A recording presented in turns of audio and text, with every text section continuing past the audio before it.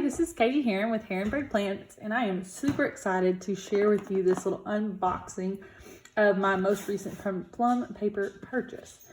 So let's go ahead and jump in and get started looking at this. So I have not opened this yet. Like, this is a true unboxing. Hopefully everything is exactly like I ordered it. But all I did was just cut the tape to make it easier to order. So we'll kind of go through this together. So this was one of Plum Paper's most recent sales. I believe it was a couple weeks ago that they did a like 20% off sale for anything with like the modern color scheme, which is what I like anyway. It's kind of that muted pastels color scheme. And so I went ahead and took advantage of that because I did not get to take advantage of the Mother's Day sale because I wasn't sure exactly what I wanted to then, what I needed to get. So anyway, this is my teacher planner for the upcoming school year. And I wanted to wait until I knew my class schedule that I was teaching so that I could customize it, and that's why I didn't get it at Mother's Day. So anyway, all that talking, I know y'all wanted to see the planner, so let's go ahead and get inside and see what we got. So first thing you see when you open it up is this little Plum Paper card talking about all of the different promotional things that they have. And then this is the sample of the cover material, and I always thought this was kind of cool because you can kind of like crumple it up and try to tear it and see how durable their covers are. Even though it's paper, very, very durable. So, yeah. All right, there it is. All right, let me get the box out of the way. Okay, so here it is. I got an 8.5 by 11 teacher planner. Let me get it out of the plastic. Oh, goodness, I love this cover. This is a really, really pretty cover. So like I was saying, I got an 8.5 by 11 teacher planner. I believe this is one that's specifically for high school. We'll kind of do a quick flip through to see. But I got it in this little pretty floral and put my monogram up here, and then Mrs. Heron with the 21-22 school year on it.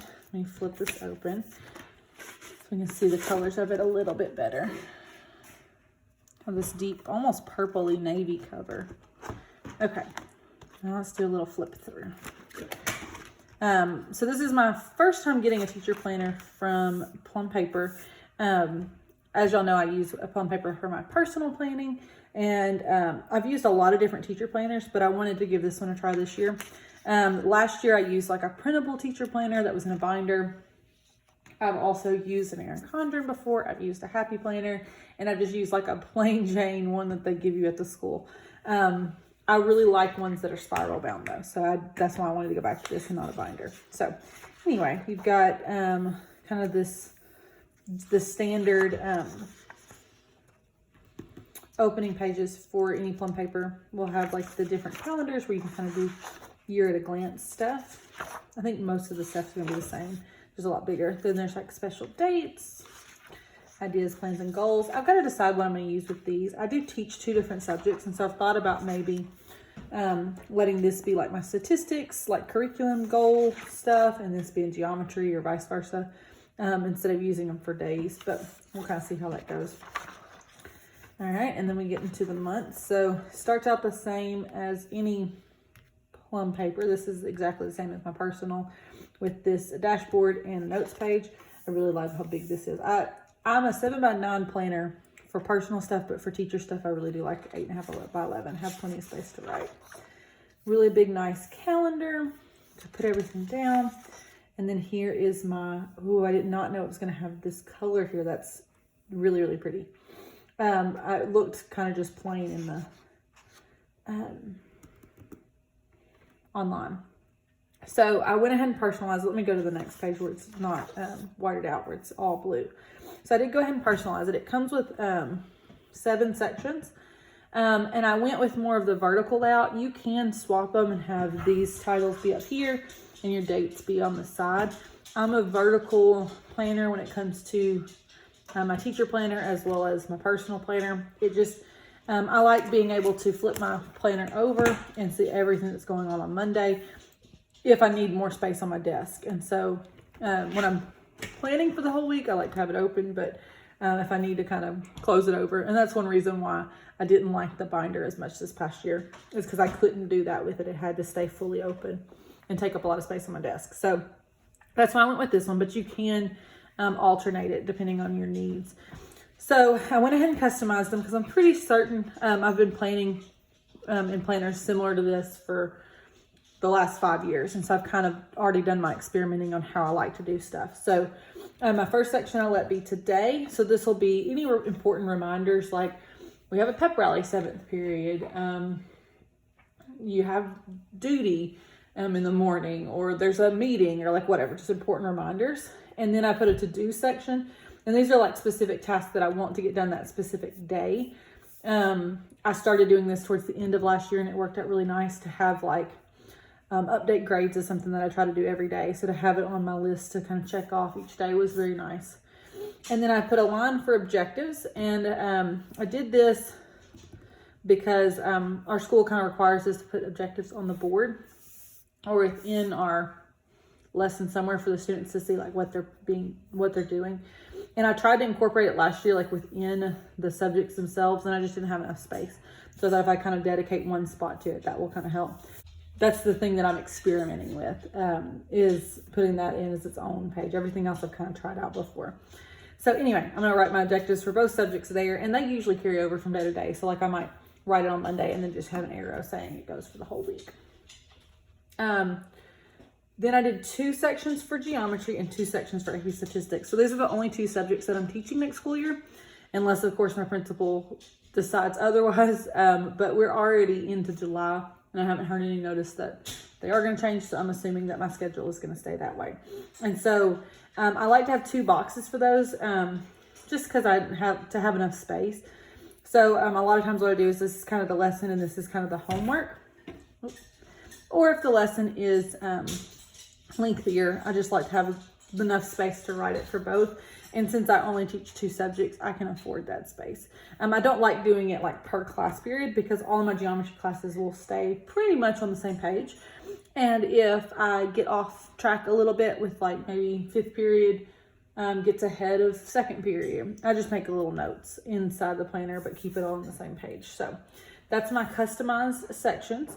And then I didn't customize this part. I think I will probably put like some type of quote or inspirational something there. Maybe just a little bit of decoration. I don't plan to decorate my teacher planner at all, so you won't start seeing like teacher playing with me on this channel. This planner stays completely and totally functional. I use like maybe colored pens and highlighters, but I don't put stickers down and date covers and any of that stuff. This stays completely functional. If seeing a teacher playing with me, or like maybe a flip through or something, would be something that you're interested in, just let me know in the comments. I would gladly give y'all like a flip through. Probably not going to do a plan with me just because I do my teacher planning at school. And it's kind of like a whole like week-long process. It's not like I sit down and do it like I do my other plans. So, but if you want to see like a flip through of how I do my lesson planning in here, just let me know. I would gladly do that for y'all. I could even do a flip through of my last planner too, because that one's already filled out. This one won't start until mid-August. So anyway, do some kind of decorative quote there. That'll probably be the only decorative spot. And then this is just like a this week to-do list. So when something comes up that needs to get done during the week, I'll just write it down there, maybe transfer it over to my to-dos on each day. So that kind of gives you an idea of my teacher layout spread, and then each week is exactly the same. It'll be interesting to see how I decide to use these dead weeks in my teacher planner. I probably will just end up completely skipping them, just because I don't need to plan for the same week twice, right? So anyway, that's that. And I got it to start in August because my school year doesn't start until August 9th, I think, is the first day for teachers. And then 16th is the first day for students. So I did it from August to July, just because it has to be 12 months. But we really, our school year ends in May. And so June and July will just kind of be extra space there. Maybe like PD and stuff happening in the summer. I do want to look at the stuff that's at the back, just because this is the part that I was kind of skeptical about, honestly. I wasn't so sure that I wanted this, but I just ended up deciding that the teacher layout was what I wanted. And so I may use some of this stuff, I may not, but this is the my class and checklist sections that come standard in the teacher lesson planners. So let's go ahead and kind of look through these. This is the part that I'm not so sure about. I mean, I'm going to give it a try, but so this one has some goals for the school year, some personal goals, professional development goals, planning goals, organizational goals. We do have to set goals as part of our like PD plan and stuff like that. And we have to do those through like a computer system, but this may be a good place to kind of like scratch work some of that stuff down. So that's this page is, and then year at a glance. So this is what I was kind of talking about maybe doing for those front pages, since this is only for, I would think that you maybe could do this for like curriculum planning, but you also could just do this as like overall dates and things that you need to make sure happen during the year, or I could even use it for student birthdays. As a high school teacher, I teach close to 100 students every year, and so I would imagine that this isn't enough space for all my student birthdays. Plus, they kind of move in and out of my classes as they change their schedule in the first few weeks. So, I don't know. I'll have to kind of think about what I want to use that for. If you're a fellow teacher and you have some ideas for me for any of these pages, y'all just leave them down below, because new planner, I'm not sure what to use each page for. So, if you got ideas, let me know. All right, and then this has my class schedule. This won't be as useful for me just because I teach like a regular schedule. So it's just first, second, third, fourth, fifth, sixth period. It doesn't change Monday through Friday or term to term. So I know some teachers teach like block schedules and maybe even teach like different courses in the fall semester versus the spring semester. So this might be something useful for somebody like that. I don't think this will get used for me. I also don't think I will use this page unless I tore it out of here, because I don't leave my lesson plan book with a substitute. So maybe you could photocopy it and leave it on my desk for a sub possibly, but not going to leave my lesson plan book out for my sub. And then field trips and special events. Don't do a whole lot of that in high school, so I don't know how much that'll get utilized, as well as this volunteer list. I mean, I might could turn this into a like parent contact log, like if I contact parents about behavioral issues or anything like that, I might could change it to that. Classroom resources, so I guess tracking like what you spent on stuff. I don't know, that might be something neat to track, just to kind of see how much I'm spending on certain things throughout the year, because I do buy a lot of stuff from Teachers Pay Teachers. And it'd be kind of interesting to kind of like tally it up as the year goes on. Classroom expenses, again, I don't really buy a lot of stuff that I need to get reimbursed for, so I don't know how well that will get used. This is interesting, a behavior log. So when you have issues with students and contacting different people, as I've gotten to be a more experienced teacher, things like this aren't as useful for me, just because I don't know, I guess I can keep track of it better on my own. But it's definitely something to think about maybe using. Okay, so there is a parent communication log here as well. That might be something good to kind of keep track of too. And then student contacts. Oh, yeah, that's not enough at all for all the students that I would teach. So I don't really know what I'll do with that. Student health information, all that's pretty much stored on the computer. So don't know that I would put that in here as well. PD, just kind of keeping track of what all PD has to happen. And then passwords, that I might use, maybe. Especially if I'm not leaving this with anybody else, I might use that page. For different passwords and stuff that I don't save on my computer. And then next year's goals, kind of like an after the year reflection, which is kind of nice. So overall, not a whole lot of pages I can use. If you've got any kind of creative ideas for me about how to use some of these tables in a different way, you'll leave them down below, because I definitely don't want them to be wasted pages, but I just don't see them being that applicable to the high school setting. So anyway, that is the My Classes tab.